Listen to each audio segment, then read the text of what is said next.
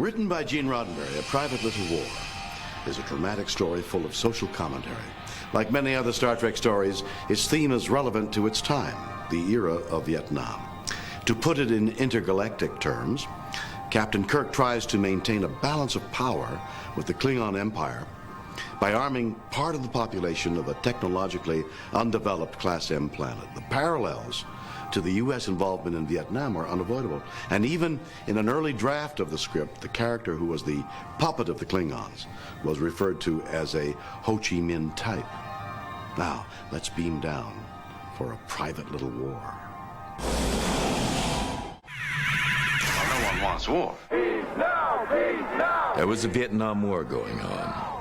There was a civil rights struggle going on. There was the hippie movement going on in America. Movements that were tearing the country apart.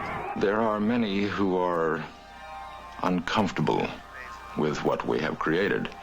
It is almost a biological rebellion, a profound revulsion against the planned communities, the programming, the sterilized, artfully balanced atmospheres. A war that tore the country into two factions. Jim, that means you're condemning this whole planet to a war that may never end. It could go on for year after year, massacre after massacre. All right, Doctor! A civil rights struggle that divided us by race and color. Slaves. That was changed thousands of years ago. You were freed. Freed? Were we free to be men? Free to be husbands and fathers? Free to live our lives in equality and dignity? There was a Vietnam War. There were the flower children, the dropouts, the stop the world, I want to get off. And suddenly Star Trek was shown on the TV and reflected a future that would belie the lie. That said, there is a better tomorrow. There is a better now. There is a better tomorrow because here we are and it starts today. Now, I don't pretend to tell you how to find happiness and love when every day is just a struggle to survive. But I do insist that you do survive because the days and the years ahead are worth living for. Here was Star Trek before we went to the moon, showing us the way, showing us with a very positive, beautiful, intelligent projection of what humankind can really be, who we really are, that we are better than we think we are. It'll be able to find a way to give each man hope and a common future. And those are the days worth living for. Star Trek was about the only show that was infusing and enriching the television medium with pertinence, substance, and contemporary relevance. The obvious visual evidence, Commissioner, is that he is of the same breed as yourself. Are you blind, Commander Spock? Well, look at me. Look at me. You're black on one side and white on the other. I am black on the right side.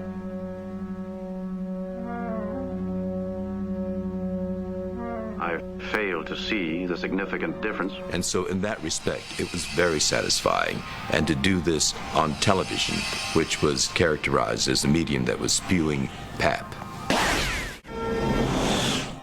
One challenge presented in the production of A Private Little War was wardrobe. The native hill people were supposed to be dressed in prehistoric garb, but that proved to be a very expensive option. That's when Star Trek's costume designer Bill Tice stretched his department's budget once again. He took sheepskin jackets, which were very in fashion at the time, cut off the sleeves and turned them inside out, creating a look that fit the budget. Once again, the ingenuity of Star Trek's creative team saved the day and the episode.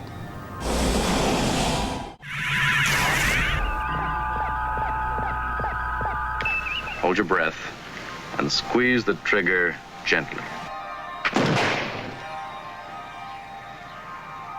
Well done. The NBC News Department was in charge of doing news. The NBC Program Department in charge of doing programs. When I return, we will give you other improvements. A rifled barrel. What? a way to shoot further and straighter. When we started doing an episode that paralleled the Vietnamese War, the problem, the complaint from NBC was not that they don't want anything done about the Vietnamese War, as has been written about and bandied around for years. Bones. Do you remember the 20th century brush wars on the Asian continent? Two giant powers involved, much like the Klingons and ourselves. Neither side felt that they could pull out. Yes, I remember. It went on bloody year after bloody year. The problem was that NBC News said, hold it, that's our venue. If you're anyone doing commentary about the Vietnamese War or current news problems, that's us. That's not you guys.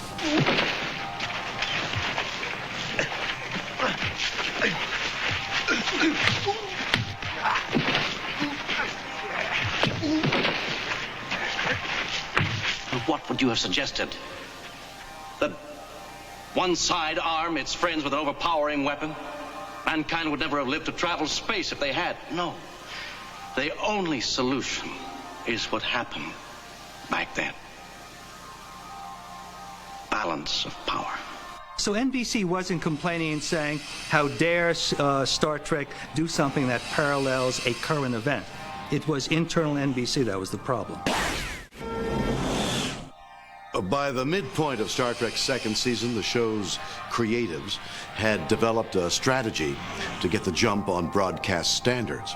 When director Mark Daniels filmed Nona bathing beneath a waterfall, her partial nudity presented a definite problem.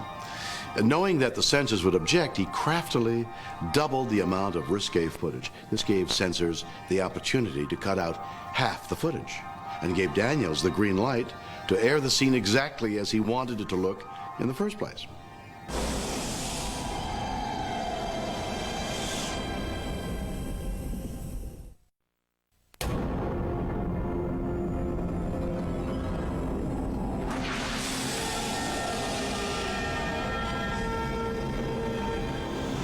It would be hard to talk about this episode without looking at the time in which it aired. It was the winter of 1968. The war in Vietnam was escalating. North Vietnam was being provided with sophisticated weaponry by the Soviet Union. The United States military was providing the South Vietnamese with advanced tactical weaponry with the intention of maintaining the balance of power. When the Enterprise landing party becomes involved in a local dispute, they discover that a somewhat unsophisticated culture is being provided with some very advanced weaponry. It's no surprise that it's Klingon operatives who are responsible for disrupting the balance of power among these simple beings. The attempt to balance the power in the war in Vietnam was the genesis for this episode, A Private Little War. The Mugato costume was designed by Janos Prohaska, the same artist that created the Horta for The Devil in the Dark.